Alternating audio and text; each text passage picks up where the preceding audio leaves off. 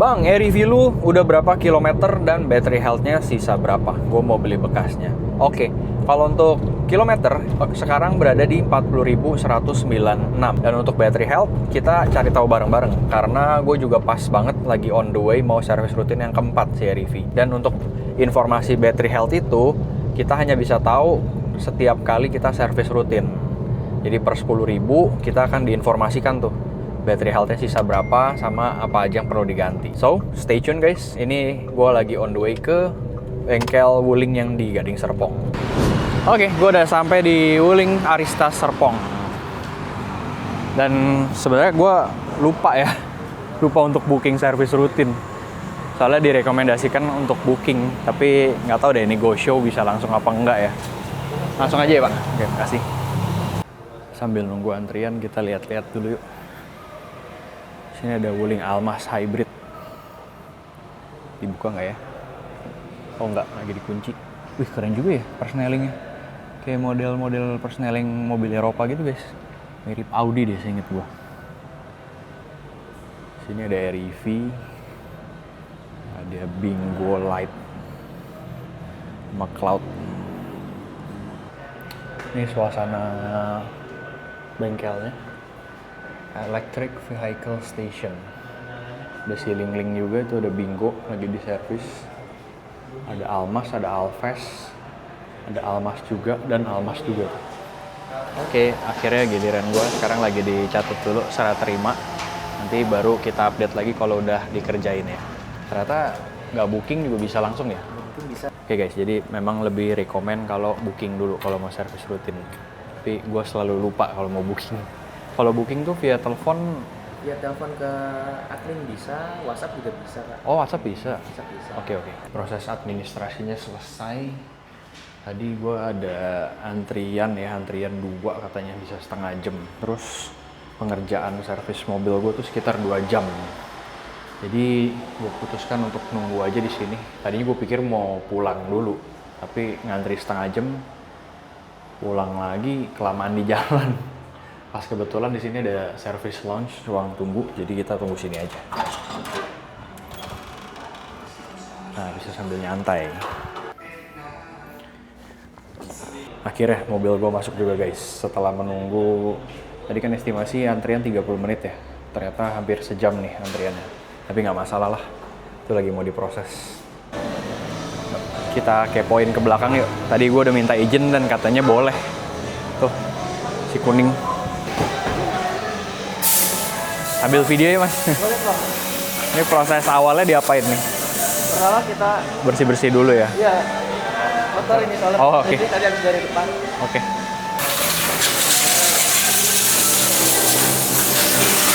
Nah, setelah dibersihin tadi, sekarang mau ngecek kesehatan aki ya ini.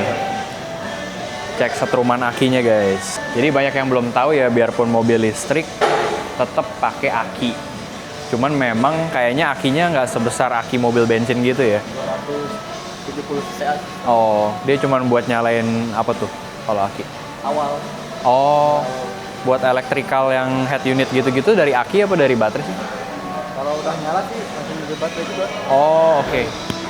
Jadi dia buat start awalnya lah ya gitu ya.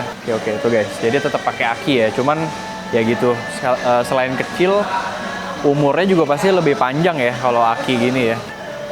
Setelah 2 tahun pakai sama odometer 40.000 masih oke nggak tuh? Oke sih pasti. 270 ya. Oh, punya saya 220 gitu. 202. Nah, harusnya 270. Kalau minta ganti pasti berapa, Mas? Di 170 itu habis baru. Oh, oke. Sekarang lagi diangkat buat ngecek pengereman, kayak kampas rem, pokoknya yang dari kolong-kolong lah. Kalau ini ngecek tie rod ya, Mas. Oh, katanya masih aman nih guys. Cuman tadi gue udah sampein ke SA-nya kalau setirnya gue belok-belokin dikit tuh ada bunyi dakduk gitu loh. Jadi nanti hasilnya kita lihat aja. Untuk kolong Wuling REV kayak gini ya, baterainya di tengah tuh guys. Terus perkabelannya juga udah sealed semua ya, tebel-tebel gitu sealnya. Jadi makanya gue bilang kalau mobil listrik tuh justru lebih aman dibanding mobil bensin kalau nerabas banjir gitu ya, genangan air. Karena bawahnya tuh sealed semua dan nggak ada air intake kan. Yang menjadi masalah kan kalau nerabas banjir atau air di mobil bensin tuh air intake-nya kemasukan air, itu bisa keselak ibaratnya.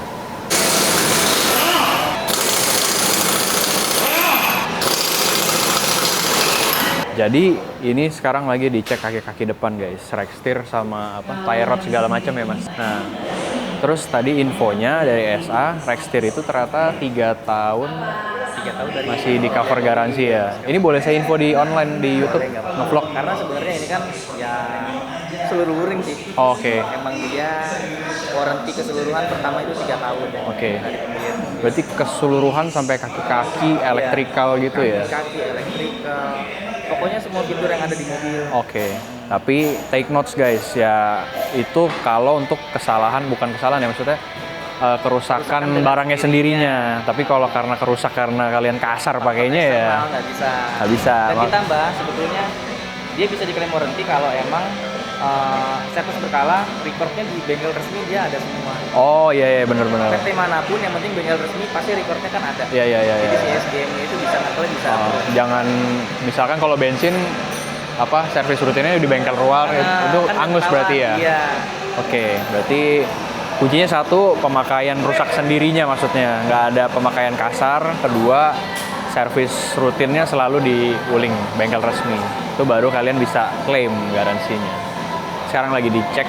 Oh ya, sama hari ini gue ada pergantian oli gardan di kilometer 40.000. Jadi si Wuling ini, biarpun nggak pakai mesin ya, baterai, dia tetap ada yang namanya oli ya. Nih, oli gardan yang diganti guys. Karena dia penggerak belakang. Di dalam sini tuh ada gear. Ada gear, jadi ada olinya juga pelumas supaya gearnya lancar kan. Nah, itu harus diganti secara berkala supaya tetap maksimal. Yang ada gardan ini, Wuling Bingo ada nggak mas? Bingo nggak ada. Oh, Bingo nggak ada? Cuman REV toh ini pakai gardan belakangnya? Oh, Almas gitu-gitu yang lain? Cortez gitu? Kalau Cortez dia penggerak Depan. Nah, Almas juga ya? Depan. Oh, berarti Wuling doang ya? REV doang ya? RV sama Convero. Oh, Convero ini juga. Oke. Sekarang nih proses nyuntikin oli gardannya. Dia oli gardan butuh berapa liter nih? Seliter ya? 1,3 liter aja. Oh. Ini dinamo ya? Motor listrik ya? Oh. Itu baterai di tengah ya, Mas? Simpel banget ya bawahnya ya?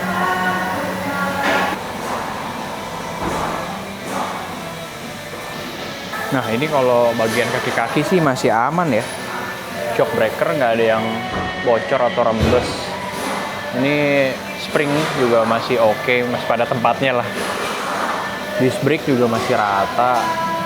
Bagian depan coba kita lihat.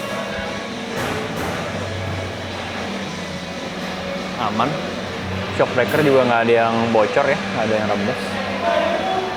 Terus ini bushing juga nggak ada yang pecah, tie rod masih aman. Ini juga nih tie rod. Ini adalah arm ya. Biasanya arm, ini biasa disebut ball joint. Ini bushing arm. Ini long tie rod setahu gua, atau ini apa? Tie rod end. Nah, dalam sini baru rack steer nih guys. Nih yang ini sini. Nah, jadi kalau ini rusak, nih nanti dites sama mekanik kan, ternyata kalau udah minta ganti, gue bisa klaim garansi nih, nanti digantiin baru sama Wuling. Oke, ini lagi dikencang-kencangin bagian kaki-kakinya. Ini lagi dikencangin apa mau dicek mas? Oh, mau dibuka malahan ya, sorry. Mau dibuka, bersihin kampas rem ya?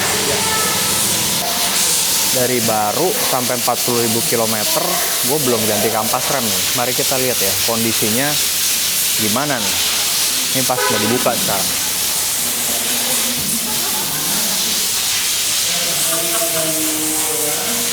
Oke, moment of truth. Masih aman kah? Wih, masih tebel ya? Wih, aman, mantap. Piringan juga rata ya, nggak gelombang, mantap lah. Nih guys, masih lumayan tebel. Jadi cuman dibersihin aja supaya lebih maksimal lagi pengeremannya. Soalnya kan lama-lama kan dipakai ya debu-debu pada nyelip gitu kan, kotoran pada numpuk. Jadi dibersihin dulu. Belakang juga dibersihin pakai kompresor guys. biar debunya hilang. Oh, iya, jadi nggak bisa main dibuka dari sini gitu ya? Iya, kampasnya. Ini bakal ada tuh. Oh, Harus dibuka dulu, saya bisa ke atas dulu. I see. Nah, sebelum kalian banyak nanya nih, kok yang depan kampas remnya dibuka, belakang kagak? Ternyata, tadi gue nanya. Nih, buka motor listrik dulu guys. Dia apanya? Strukturnya tuh lebih susah. Jadi katanya kan yang depan tuh nggak terlalu kotor ya. Jadi belakang nggak usah dibuka, ditembak kompresor aja. Soalnya kalau memang mau dibuka, dibersihin total, pasti makan waktu. Terus dibuka motor listrik dulu segala macem. Ya udahlah gitu kan, kampas remnya juga masih tebal. Beres, sekarang saatnya kita pengecekan komputer ya. Jadi ini akan mengecekkan ada fault nggak di komponen-komponennya, sama sekalian ngecek battery health. Tinggal colok OBD ya itu ya. OBD dia ngebaca. Ini sampai ke ya, misalkan ada komponen yang rusak kebaca di sini juga. Kebaca juga, Pak. Tekstir kebaca nggak? Kalau yang Enggak sih. mechanical gitu nggak kebaca kali ya? Electrical doang ya? Oh. Ini udah nggak baca ya? Ya, udah. Nah ini tuh guys, ABS modul AC. Wah, instrumen kontrol modulnya ada 5 volt ya. Kita cek dulu. Tapi biasa itu cuman kayak bug gitu doang kali ya. Karena ini apa? Setelah membaca dari Pak. Oh, Kita baca di sini juga history. oh, Kalau yang bermasalah tuh limitan dari sininya besar gitu. oh gitu. Oh itu history ini aja. Iya. Sejarahnya kemarin pernah itu. Ya gitu. Oh, tapi sekarang ini ya normal. Normal kita tahu gear juga hilang. Oke.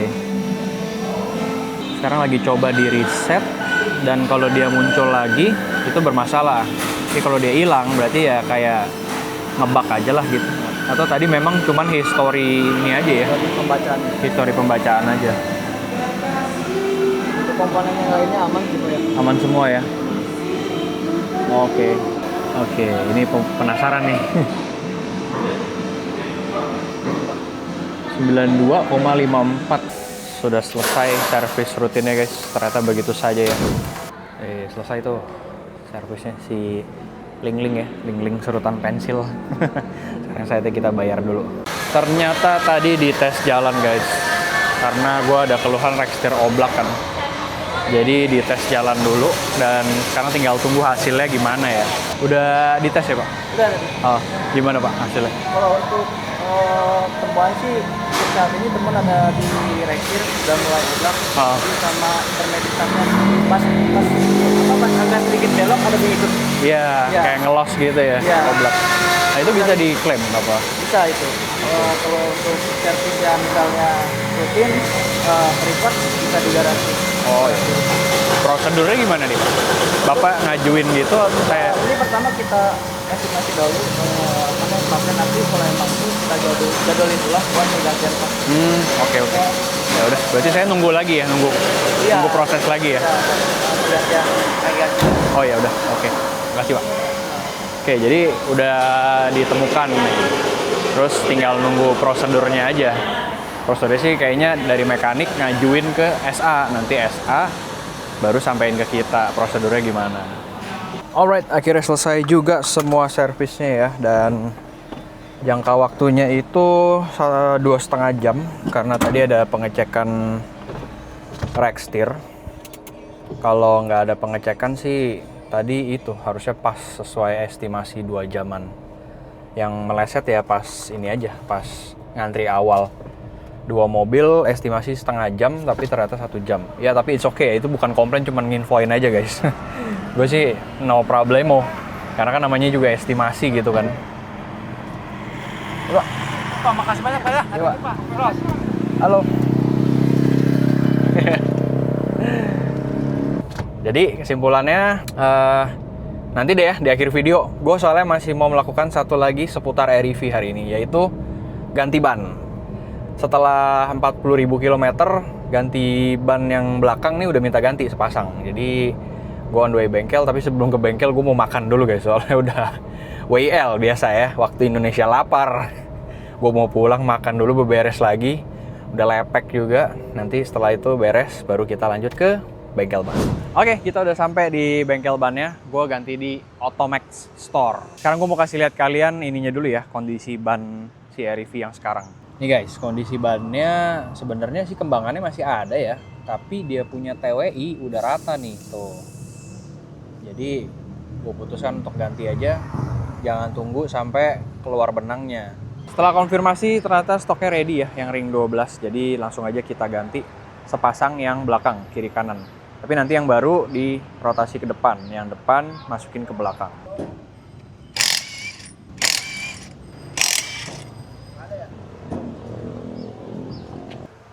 Udah terlepas, kita lihat yuk. Nih kondisi tapaknya udah rata guys, TWI-nya sama kembangan. Walaupun benangnya belum keluar sih, tapi nggak apa-apa kalau udah rata gini kita langsung ganti aja. Yang lama udah kelepas, yang baru udah kepasang tuh guys. Kita pakai dari GT Radial Ecotec EV. Profil bannya 145/70 ring 12. Tuh tapaknya. Kita lihat yuk perbandingan yang lama sama yang baru. Ini yang lama ya, bawaan REV-nya. Alurnya 3, kalau yang baru alurnya 4. Terus ya guys, kalian tuh kalau sama ban mobil, jangan tunggu benangnya keluar baru diganti, karena agak berbahaya. Lebih baik kalau TWI-nya udah rata kayak gini, udah kalian ganti. Terus perhatikan juga, kalau ganti ban, di sini ada kode tahun produksi nih, 2025. Berarti ini ban terbaru nih, produksi 2025 yang dikasih ke gua. Sama kalian kalau ganti ban, perhatiin ini guys, tahun produksi ya, pasti ada 2025. Ini kalau yang lama, dia tahunnya itu 2022. Coba ya kita cek dulu. Nah nih, 2022. Yang ini baru 2025. Berarti ini ban produksi tahun ini dan ban baru ya. Mantap lah Automax. Nggak perlu minta atau request yang harus yang tahun paling baru ya, udah langsung otomatis dikasih yang paling baru. Nih guys, baru diomongin, langsung ada contohnya ya. Ini sama nih, REV juga, tapi bukan punya gue ya, pemiliknya ada orang lain. Tuh, jangan tunggu sampai benang pada keluar gini guys. Takutnya kalau pas di kecepatan tinggi, udah nggak ngegrip, sama takutnya meledak nanti karena udah nggak maksimal ininya daya cengkramnya. Kalau gua kan tuh, gua ininya indikatornya di sini aja nih TWI-nya. Kalau dia udah rata, ya udah kita putuskan untuk ganti aja. Jangan tunggu sampai parah banget gitu. Sambil nunggu ban diganti, kita lihat-lihat pelek yuk. Siapa tahu ada yang menarik kan. Oh ya di sini Automax selain ganti ban, jual pelek juga, sama bisa spuring dan balancing. Untuk pelek di lantai 2 nih guys. Oke, ini pilihan peleknya dan banyak mereknya berarti ya. Ada Lenso, Rotiform. Ganteng-ganteng sih. Ini colokin ke REV. Ganteng kali ya. Tapi kegedean peleknya nanti daripada mobilnya. Sebelah sini juga masih ada. Yuk. Oh, sebelah sini yang Jepangan nih guys. Ada NK. Terus Konik. Ya, banyak sih pilihannya. Jadi ada Folk Race juga di sini, SSR juga ada. Nih pelek ini ya, pelek viral. NK RPF1. Viral banget. Kalau gue sih demen yang ini nih, race gun metal gini. Sama wet sport. Ya udahlah, kita lihat-lihat aja, cuci mata. Siapa tahu nanti bisa nabung kebeli lagi. Setelah ban baru dipasang, jangan lupa balancing guys. Habis itu baru dipasang ke mobil. Oke guys, akhirnya sebelah sini udah beres ya. Ban baru udah kepasang di depan. Tinggal yang sebelah sini. Gue rotasi yang ban lamanya ke belakang. Yang barunya nanti kita colok di depan lagi.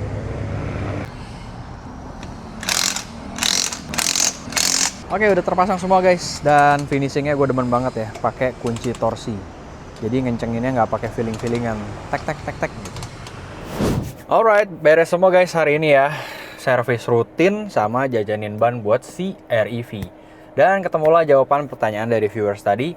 Odometer Wuling REV gue sudah mencapai 40.195 atau sekarang 40.202 karena kan tadi ada pemakaian muter-muter. Setelah pemakaian 2 tahunan ya, gue beli ini tuh di 2023, sekarang di 2025 ya, 2 tahunan pemakaian. Lalu untuk battery health, gue recall lagi, battery health-nya sekarang berada di 92,5%. Nah yang menarik nih, tadi gue servis, gue dapet cerita menarik dari SA-nya. Jadi gue tanya, Pak, yang REV pemakaian terjauh yang servis di sini ada nggak gitu? Dan dia bilang ada cuy, ternyata REV-nya itu armada sebuah perusahaan. Terus pemakaiannya sudah 150.000 kilometer. Nah gue tanya battery health-nya berapa tuh?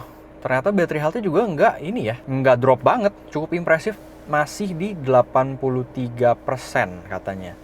Itu setelah pemakaian dari 2022 berarti 3 tahunan, setahun 50 ribuan loh jalan. Nah, kalau dari berita kayak gitu sih, ya itu double edge sword ya, maksudnya bisa positif bisa negatif. Positifnya berarti baterai Wuling REV udah terbukti tuh, jalan 150.000 km, battery health masih 83%, positifnya.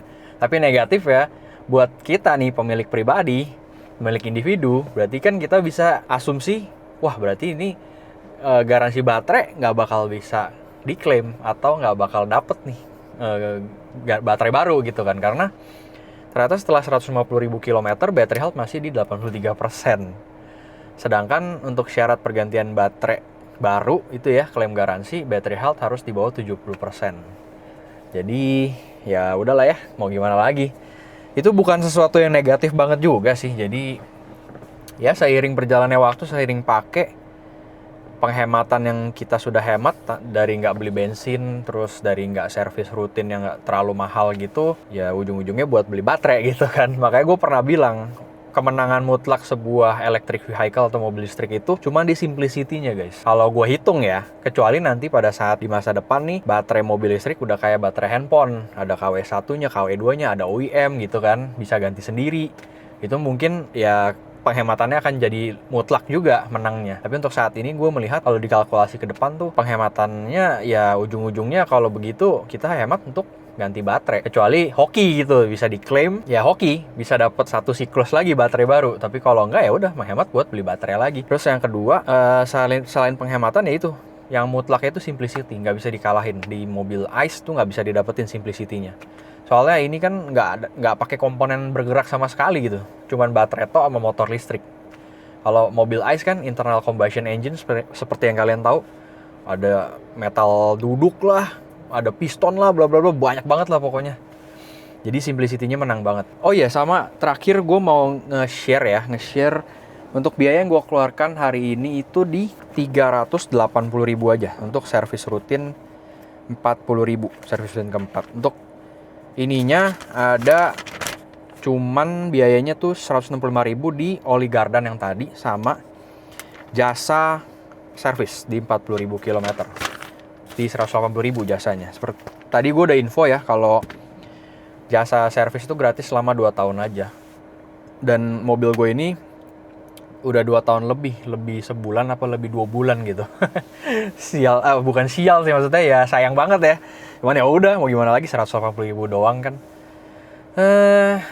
Jadi segitu aja ya kali yang bisa gue share. Oh iya, pemakaian sampai 40.000 km selama 2 tahun lebih ini sih so far gue masih bilang very satisfied, cukup puas lah pakai mobil ini. Dan istri gue juga cukup puas, buat dia warawiri makeup artist tuh kadang-kadang ke rumah customer mungkin jalanannya sempit, parkirannya susah, pakai ini tuh dia seneng banget. Dan gue buat warawiri hari-hari juga udah cukup banget cuy, enak banget dah, gue cukup seneng sih. Ini nggak di endorse sama sekali ya guys, jadi jangan anggap gue tuh ngenghasut kalian ayo beli mobil listrik, jangan anggap gue lagi ngiklan sales apa kagak. Gue cuma sharing pengalaman pribadi. Apa yang nggak enak gue share tadi kan, apa yang enak buat gue ya gue share juga, opini pribadi semuanya. Bisa salah bisa bener, masing-masing orang bisa beda pendapat juga. Terus hal positif lainnya, ternyata Wuling itu ngasih garansi komponen mobil kalian ya, mobil Wuling maksudnya, bukan mobil lain, mobil kalian yang Wuling, selama 3 tahun. Jadi kalau komponennya itu rusak dengan sendirinya, ya itu bisa diklaim dan diganti secara gratis. Nah ini di mobil gue tadi setelah dites jalan tuh, ya mekaniknya bilang iya ada indikasi di rekstir sama aduh ada part kecil apa gitu, tadi gue lupa deh, intermediate apa-apa gitu. Nah itu juga udah oblak katanya. Ya udah diajuin ke Esa langsung orderin partsnya, nanti sudah ready, langsung dikabarin ke gue via WA, datang ganti gratis selesai. Nanti akan gue update lagi kalau udah ganti rack steer. Tapi ini ya notesnya, kalau itu bisa diklaim kalau kerusakan barangnya sendiri. Kalau kerusakan karena kalian pakainya kasar ya nggak bisa lah, gitu kan. Kalian juga harus tahu diri gitu kan istilahnya. Nah untuk penentu kasar atau nggak bisa diklaim apa enggak, nah ini yang agak abu-abu karena semua berdasarkan survei visual. Katanya kalau ada temuan bengkok atau apa yang indikasi karena pemakaian kasar itu nggak bisa diklaim. Tapi kalau ternyata secara fisik visual eksternalnya itu masih oke semua, terus ternyata oblak atau apa, ya berarti kan itu dari komponennya. Makanya baru bisa diklaim. Yang terakhir gue mau share juga buat kalian ya. Dulu kan mitosnya itu wuling ADV bakal susah banget cari bannya karena ring 12. Ternyata sekarang sudah gampang di di toko-toko ban, dan gue rekomen kalian tuh cari ke Automax Store aja di tempat gue ganti tadi karena servisnya cukup oke, harganya cukup bersahabat. Sama yang gue paling suka, ngencengin baut atau mur rodanya pakai kunci torsi. Itu penting banget ya. Jadi nggak pakai feeling-feelingan. Terkadang kalau feeling-feelingan tuh terlalu kenceng, selek murnya atau nggak bahkan bisa pecah. Nah kalau pakai kunci torsi kan tek tek tek tek gitu. Berarti kita udah dapat peace of mind, sama amannya juga udah pasti. Buat kalian yang mau tahu informasi lebih detailnya seputar Automax, kalian langsung mampir aja ke Instagram mereka di automax.store. Kalian bisa langsung tanya-tanya aja di situ. Gue hanya menyampaikan rekomendasi dari gue aja. Dan untuk biaya bannya, satu piece-nya 600.000. Oh ya, untuk pemakaian sampai 40.000 ini, gue sudah mengganti satu set ban 4 piece ya. Jadi kemarin di odometer 30.000 udah ganti sepasang. Hari ini odometer 40.000 ganti lagi sepasang. Bannya 600.000 per piece, berarti satu set sekitar 2,5 jutaan lah. Terakhir, udah sih itu aja yang mau gue share ya. Pengalaman gue punya REV dari baru sampai odometer 40.000, pemakaian 2 tahun lebih. So far interior juga nggak ada yang rusak, nggak ada yang rattle, nggak ada yang ada tread wear-nya, maksudnya kayak indikasi aus gitu, nggak ada. Setir masih pada kenceng, masih pada halus. Cuman memang ada beberapa spot yang luka karena pemakaian pribadi. Terus di area kisi-kisi AC gue pernah pakai parfum cair, begitu kena parfum langsung bertanda, langsung rusak. Jadi ya itu kan kesalahan pribadi ya. Jadi nggak bisa diinin ke brand lah gitu. Kalau untuk build quality segala macam sih sampai saat ini gue masih cukup puas sih bilangnya. Ya, begitu aja guys. Terima kasih ya yang sudah menonton sampai akhir. Semoga informasi yang gue sampaikan bisa bisa berguna buat kalian yang nonton. Bisa jadi referensi juga nih buat yang mau beli REV bekas. Tapi disclaimer ya guys, semua ini adalah opini dan pengalaman gue pribadi. Gue tidak ada unsur menghasut kalian untuk beli brand sesuatu bla bla bla, enggak. Ini hanya sharing saja. Jadi tolong nggak usah komen-komen lu sales mobil listrik lalalala gitu. Kagak ada. Lu mau beli mobil bensin, mobil diesel, mobil terbang kayak terserah ente bos ya. Gue cuman sharing aja gitu. Ya, oke. Terima kasih yang sudah menonton sampai akhir guys. Jangan lupa untuk like, share, and subscribe kalau video ini menurut kalian bagus. Thank you for watching. See you in the next video. Bye.